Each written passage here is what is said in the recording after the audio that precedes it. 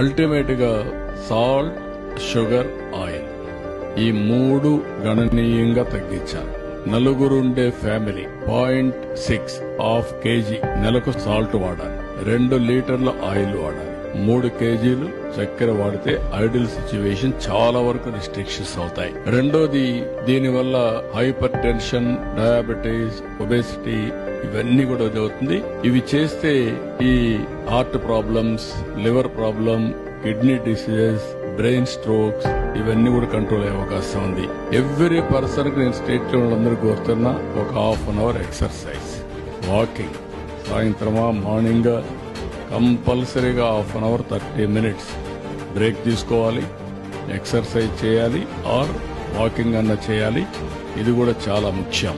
ఇంకొక పక్క practice meditation, pranayama or prayer. నేను ప్రేయర్ కూడా రికమెండ్ చేస్తాను. పూజ రూమ్ లో ఒక